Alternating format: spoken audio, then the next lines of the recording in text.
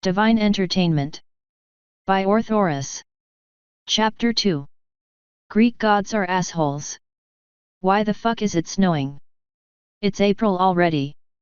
The snow crunched under the man's feet as he made his way out of his workplace. A castle-turned hotel atop a hill, overlooking the quiet city. He was wearing a grey jacket and brown pants. A hat covered his short brown hair, and his goatee was woven into a mini braid adorned with a bronze ring. It neared 11 p.m. as the last remaining guests filed out of the restaurant for the evening. Why some people thought it was okay to show up half an hour before closing time and order a 4-course meal was a mystery to him. Of course, the duty always fell to him to stay behind and cook for the guests, so everybody else could go home on time. Working as a chef could be really annoying at times. His mood didn't take a turn for the better when he took his first look outside, only to find a swirling mass of white flurries. He hated the cold winter, and the snow it brought. Granted, it could be fun for snowball fights or skiing, but most of the time it was little more than a nuisance. As usual, April was being unpredictable, doing whatever it wanted.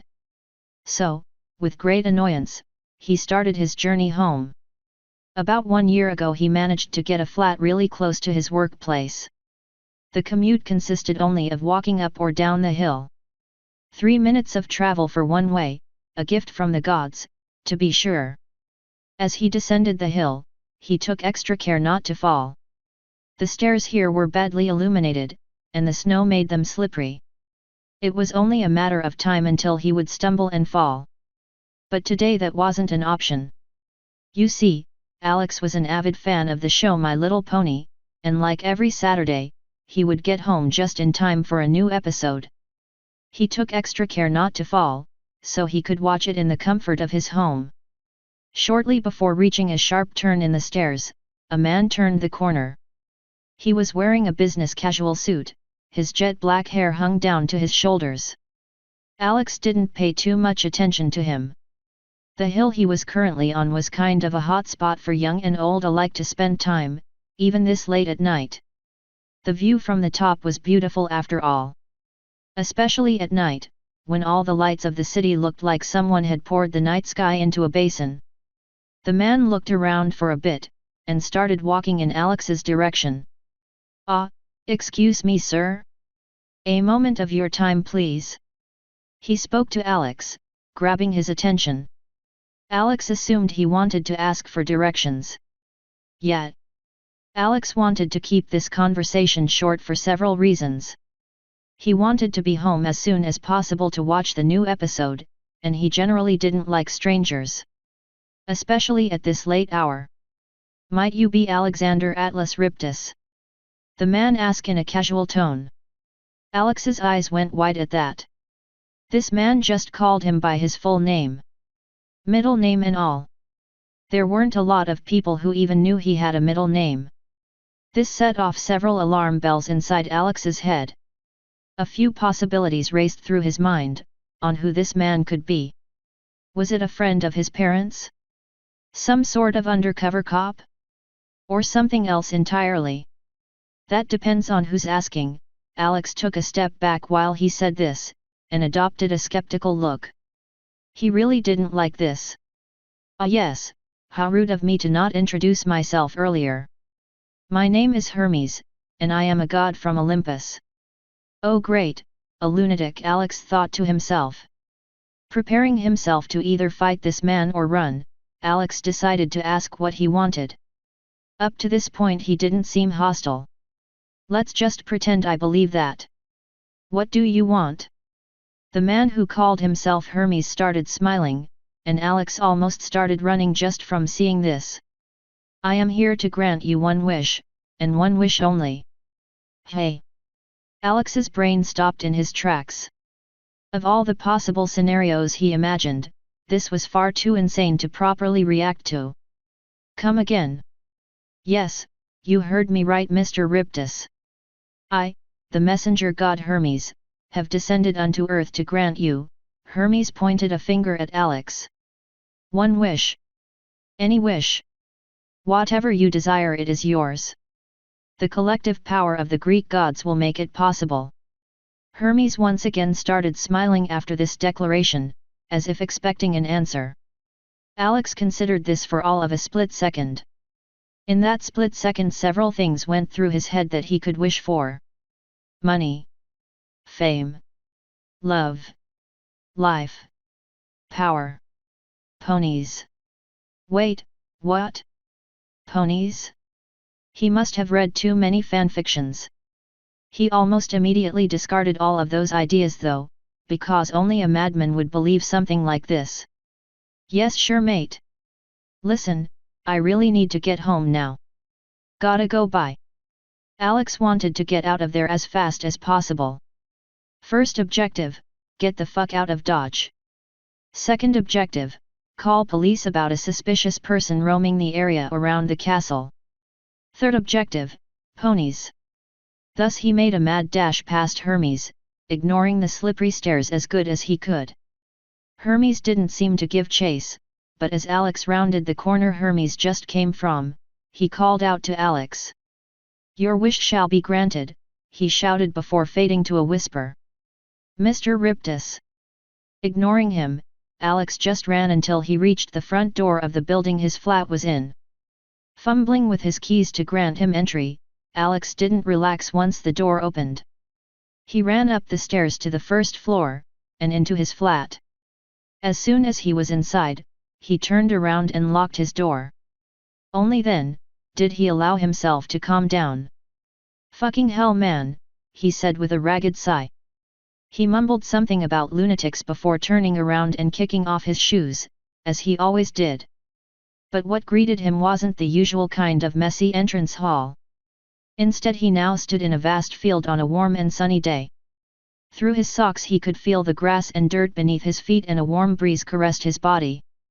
Considering this was crazier than what normally greeted him, Alex put on a frown and turned around. Sure enough, behind him was his door. The large white frame seemingly alien in the middle of all this nature. Furrowing his brow Alex muttered what the... The sounds of nature were suddenly disrupted by another voice behind him. Isn't it beautiful? I heard they really tried to make it as detailed as possible. The door doesn't really fit in though, what do you think? The door in front of Alex suddenly disappeared, leaving the grass beneath undisturbed, as if it was never there to begin with. Alex recognized the voice that just spoke to him, in fact, he had heard it just a few minutes ago. He cautiously turned around to see if his suspicion was right, and saw exactly what he didn't want to see. Behind him stood the man who introduced himself as Hermes. Before you ask, let me assure you. You are not going crazy, nor is this an illusion. All of this, he gestured around with his hand, is quite real. Alex tried to process what was currently happening to him, he really did. But alas, it was all too much. The only thing he managed to do was look around dumbly and say, "Hey." Hermes, apparently having expected this response, just continued on. I see you are a bit confused, but if you think a little, the answer is right before you. This, he once again gestured all around, is your wish. But I didn't wish for anything. And even if I would have, I would certainly never wish for this. Alex's cognitive functions started to return to him. He was sure this wasn't a dream, but not because Hermes just told him so. No, he could see way too many details for this to be a dream. Most importantly, he could feel all the sensations that came with being alive. He was fully conscious and in control of himself, so there was no way he was currently sleeping. Hermes just continued smiling. Ah, but you did. Surely you haven't already forgotten that I'm a god, right? Reading minds, and subsequently recognizing desire within humans is as easy as 1 + 1. Back on Earth, when I offered you a wish, you presented me with several options. Money. Fame.